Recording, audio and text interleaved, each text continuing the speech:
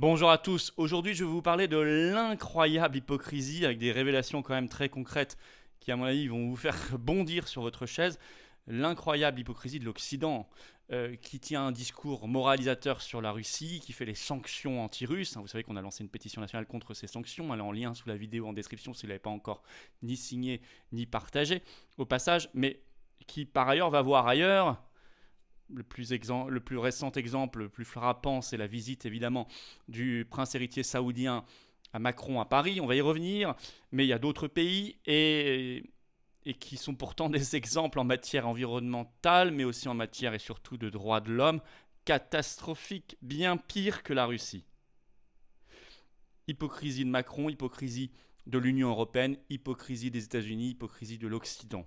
C'est très important de faire circuler cette vidéo. Ce sont des exemples extraordinairement concrets, vous allez voir. On va passer en revue quelques pays. Ça n'est même pas exhaustif, mais c'est déjà, je pense, très complet. Et c'est très important de démasquer ce double discours. Très, très important pour remettre les choses sur les bons rails. Et vous savez que c'est notre objectif. Notre objectif, c'est le bien commun et c'est la paix. Et c'est l'intérêt de la France. Tout simplement. D'ailleurs, à ce sujet, pour partager, faire circuler cette vidéo, abonnez-vous si vous le voulez bien à cette chaîne YouTube, un petit clic, un dixième de seconde. Vous êtes très nombreux à vous abonner en ce moment. Un grand merci à ceux qui vont le faire dans les secondes et les minutes qui viennent. C'est vraiment fondamental et très important. Je compte sur vous aussi pour venir aux Patriotes. C'est très important. Je vous le dis, pas par le plaisir de vous le dire, sinon je ne le dirai plus. Je vous le dis parce que c'est juste vital. Parce que nous sommes un mouvement anti-caste, anti-oligarchie, anti-Union européenne, anti-impérialisme atlantiste, pour la souveraineté du peuple, son bonheur, sa liberté, pour la France éternelle, pour la justice sociale. Et tout ça sont des valeurs combattues par l'oligarchie. On a besoin d'être nombreux, le plus nombreux possible. Je pense aussi à ceux qui ont adhéré très, très nombreux il y a un an, suite à l'allocution de Macron du 12 juillet 2021. Pensez à réadhérer, votre adhésion dure un an. Adhérer ou réadhérer, c'est le même lien d'ailleurs, on vous facilite la vie. Ce lien est sous la vidéo en description, il est également en commentaire épinglé dans les dernières secondes de cette vidéo en cliquant directement sur un lien sur votre écran. Sous la vidéo en description, vous trouverez également un autre lien pour faire un don de soutien aux Patriotes. Ça aussi c'est fondamental, on n'a aucun financement public cette année, pas de financement bancaire, rien du tout.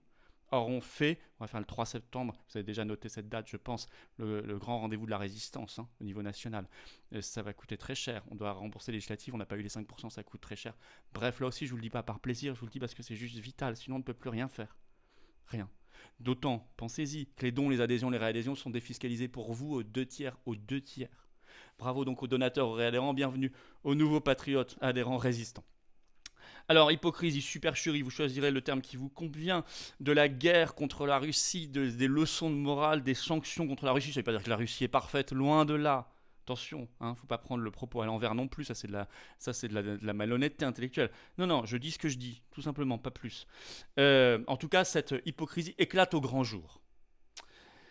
Je crois que la visite de Mohamed Ben Salman, le prince héritier saoudien, à Macron à Paris, a joué énormément dans le fait que la vérité éclate. Alors, voyons par qui on remplace la Russie. On va prendre 4 exemples. On va commencer par l'Arabie Saoudite, on va aller faire un tour au Qatar, on va parler des États-Unis eux-mêmes, vous allez voir, c'est intéressant. On va parler de l'Azerbaïdjan, un grand accord avec l'Union européenne tout récemment. Vous allez voir, ça va être très concret. Alors, l'Arabie Saoudite, il y a cette visite, je le disais, controversée, c'est le moins qu'on puisse dire, de Mohamed Ben Salman, le prince héritier saoudien, donc à Paris ce 28 juillet pour un dîner de travail officiellement. Il y a une très longue poignée de main filmée avec Emmanuel Macron. Alors, bien sûr, ça s'inscrit dans le contexte de la guerre en Ukraine. Il faut remplacer les hydrocarbures russes.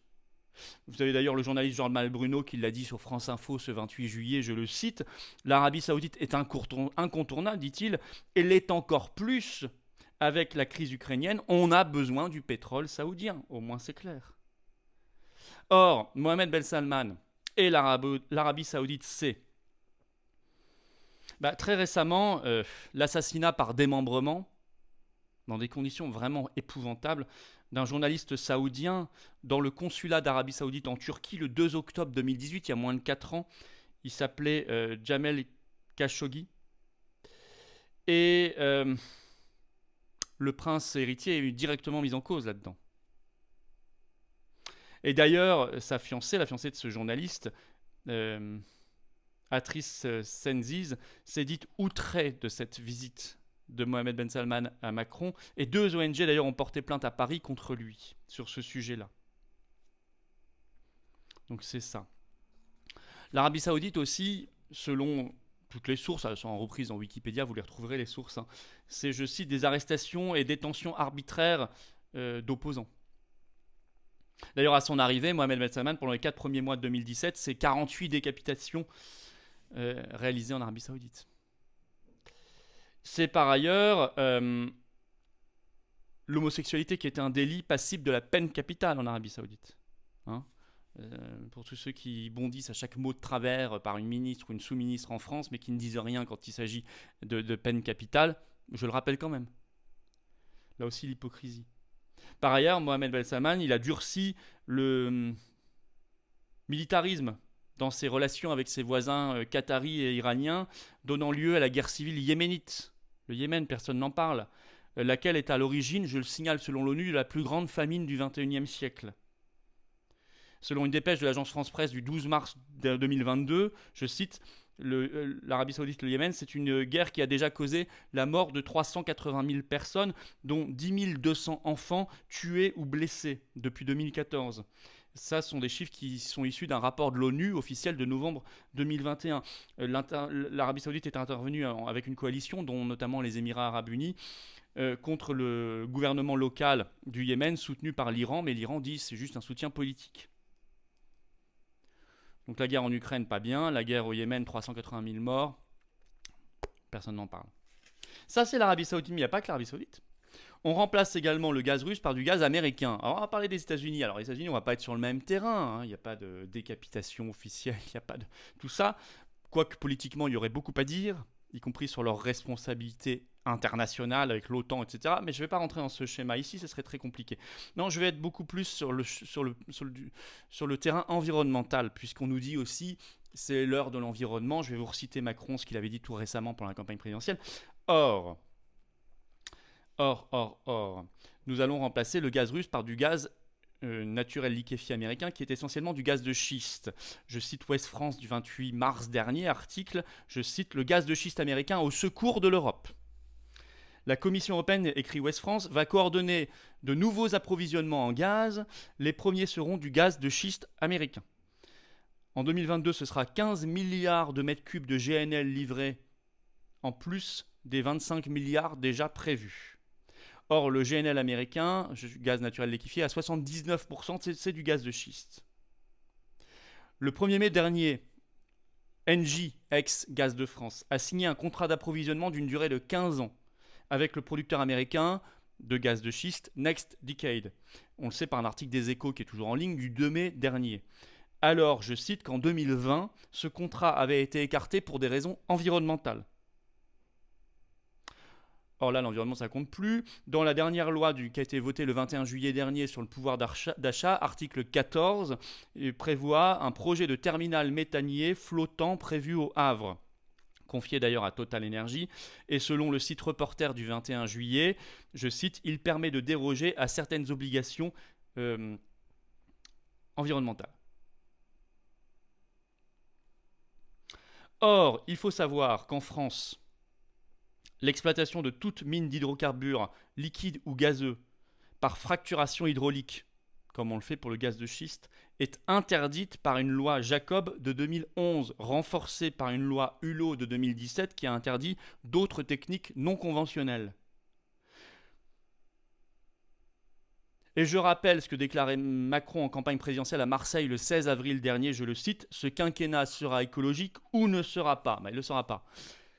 Il ne le sera pas puisqu'on interdit le gaz de schiste en France et son exploitation depuis 2011 pour des raisons environnementales. On va en importer massivement et beaucoup plus qu'avant des États-Unis notamment. Et puis quand vous importez du gaz GNL depuis les États-Unis, il n'y a pas de gazoduc sous l'Atlantique, ça n'existe pas. Donc vous le transportez par des gros bateaux. Or ce transport maritime, il est très polluant et il est très énergivore. Donc là aussi, énorme hypocrisie par rapport au discours officiel. Troisième acteur, le Qatar. Alors je vais reprendre une tribune qui est toujours en ligne, dans la tribune justement du 1er avril dernier, une tribune signée par 7 parlementaires français, députés et sénateurs, qui ont signé une tribune, le titre, je cite, « Face à la crise, le Qatar doit devenir un partenaire énergétique majeur de la France, de l'Allemagne et de l'Europe. » Le Qatar, c'est aussi du gaz naturel liquéfié. Alors, cette tribune précise que le Qatar dispose déjà des Qatar Max, qui sont les plus grands méthaniers de la planète construits en Asie. Ça aussi, c'est pas hyper écolo, hein. Le Qatar a bien été cité par Macron comme un remplaçant de la Russie lors de son interview sur TF1 et France 2 du 14 juillet. Vous retrouverez. Et d'ailleurs, le 12 juin dernier, Total Energy, le français, a signé un partenariat avec Qatar Energy qui lui donne une part de 6,25% dans le projet gazier Northfield East et Total s'y engage jusqu'en 2054. Or, le Qatar, c'est pas sans poser certains problèmes. Je rappelle un article du Monde qui est toujours en ligne du 19 mai dernier. Le titre, Coupe du Monde 2022, Coupe du Monde de football à la fin de cette année, au Qatar. Amnesty International pointe les responsabilités de la FIFA dans les atteintes aux droits de l'homme. Je cite des extraits de l'article. Plusieurs centaines de milliers d'ouvriers lésés, blessés et morts sur les chantiers. Je cite toujours multiples abus et violations graves généralisées des droits du travail. Je cite toujours travail forcé. Tout ça, c'est dans le document de Amnesty International qui fait 62 pages. Je cite toujours Le Monde, article toujours en ligne. Je cite encore des décès qui ont rarement fait l'objet d'investigations. Je cite encore l'ONG Amnesty International rappelle que le choix du Qatar en 2010 était très controversé en raison d'allégations de corruption, de chaleur extrême et de son bilan désastreux en matière des droits de l'homme. Mais ça n'est pas grave, c'est notre meilleur ami aujourd'hui. Alors que la Russie, c'est le grand méchant loup. Quatrième exemple, vous en voulez encore, l'Azerbaïdjan. Vous allez voir, c'est pas piqué des hannetons. Alors là, c'est très officiel. Le 18 juillet dernier, c'est tout récent, l'Union européenne, par Ursula von der Leyen, la présidente de la Commission européenne, a signé officiellement un accord avec l'Azerbaïdjan pour doubler les importations en Europe de gaz naturel depuis ce pays du Caucase. Or, il y a une tribune qui est sortie tout récemment le 26 juillet dans le Figaro, le titre « Pourquoi l'Union européenne, pourquoi l'Union européenne ne devrait pas se tourner vers l'Azerbaïdjan pour diversifier ses approvisionnements ?» D'abord parce que cette tribune souligne qu'au mieux, l'Azerbaïdjan peut fournir 10 milliards de mètres cubes par an, alors que l'Europe en consomme 40 fois plus. Donc ça va être une goutte d'eau. Et que la Russie en fournissait entre un tiers et 50% des besoins. Ça ne remplace pas rien. Par ailleurs, l'Azerbaïdjan produit tellement peu qu'ils sont obligés d'importer du gaz depuis je vous le donne en mille, depuis la Russie. Donc on va sûrement nous revendre du gaz russe via l'Azerbaïdjan plus cher. Vous me direz, l'Inde fait déjà la même chose. C'était sorti dans la presse. Par ailleurs, en matière de droits de l'homme, alors si on en veut à la Russie, écoutez, dans le classement de The Economist, la Russie est classée 124e, mais l'Azerbaïdjan est classé 17 rangs plus loin, 141e, dans l'indice de démocratie. Donc il faut savoir ce qu'on veut. Or là, tout sourire sous la von der Leyen avec l'Azerbaïdjan, pas de problème. Par ailleurs, je rappelle que fin 2020, ce pays a envahi l'Arménie. C'est un conflit qui n'est pas fini d'être réglé. Bon. Dans un article du 24 mai 2019 qui est toujours en ligne dans Le Monde, il est qualifié de dictature impitoyable. Bon.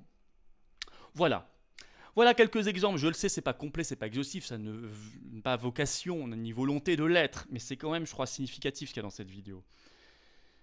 Il faut le faire savoir tout cela. Il faut faire circuler cette vidéo, car on est dans l'escroquerie intellectuelle, l'escroquerie politique totale.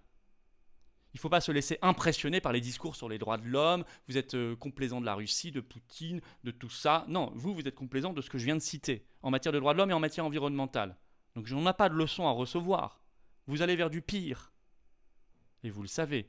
C'est pour ça qu'il faut stopper les sanctions anti-russes dès maintenant en grande pétition nationale en lien sous la vidéo en description pour ceux qui ne l'ont pas encore peut-être comprise et donc a fortiori pas signé ni partagé. C'est le moment de le faire. C'est très important pour la paix, pour l'équilibre du monde. En fait, nous sommes ici, nous baignons, vous l'avez bien compris, dans un grand jeu américain qui sert soit directement ses intérêts, je vous ai parlé du gaz américain, soit indirectement en servant ses alliés et ses obligés et ses vassaux. Et nous sommes en faisant ça, nous-mêmes, vassals, nous la France, de l'Amérique de Biden, des États-Unis. Il faut en sortir. Il faut en sortir d'urgence. Il faut réorienter drastiquement notre politique diplomatique et donc énergétique. Allez, Faites circuler si vous le voulez bien cette vidéo en vous abonnant notamment à cette chaîne YouTube. Un petit clic, un dixième de seconde, c'est gratuit. Un grand merci à ceux qui vont le faire dans les secondes qui viennent et à ceux qui l'ont fait récemment, vraiment. Venez aux Patriotes vous battre avec cette carte orange d'espérance et surtout avec votre force d'âme et de conviction, avec vos idées, avec votre personnalité. En devenant adhérent, c'est simple, ou en réadhérant, vous rencontrez des gens près de chez vous, dans votre commune, dans votre département, dans votre région, dans votre pays. Si vous êtes à l'étranger, vous pouvez adhérer. Si vous êtes à l'étranger, on a beaucoup de monde, hein. Ou outre-mer, parce que nous sommes présents en métropole, et outre-mer, bien sûr. Vous êtes les bienvenus tous pour se battre pour des belles valeurs et pour l'avenir et les générations qui viennent. Le lien pour adhérer ou reprendre votre adhésion annuelle, j'insiste sur la reprise d'adhésion, beaucoup ont adhéré il y a pile un an. C'est le moment de reprendre l'adhésion, elle dure un an. L'adhésion vers le lien vers l'adhésion ou la réadhésion est sous la vidéo en description. Il est également au premier commentaire épinglé. Et dans quelques secondes, en cliquant directement sur l'écran, vous regarderez sous la vidéo en description, vous tomberez sur un deuxième lien juste en dessous. C'est pour faire un don de soutien aux Patriotes qui permet de financer notamment le 3 septembre. Samedi 3 septembre, soyez présents, on en reparlera largement, hein. Et tout le reste, grand événement national de la résistance. Et tout ce qu'on doit financer, nous, on n'a pas beaucoup de moyens, mais on fait. Et on n'a aucune aide publique ni aucune aide bancaire. Mais on fait et ça coûte cher. Bravo donc aux donateurs, aux réadhérents, aux adhérents. Tout ça, c'est défiscalisé pour vous. Aux 2 tiers, un grand bravo, un grand bienvenue. Vive la France.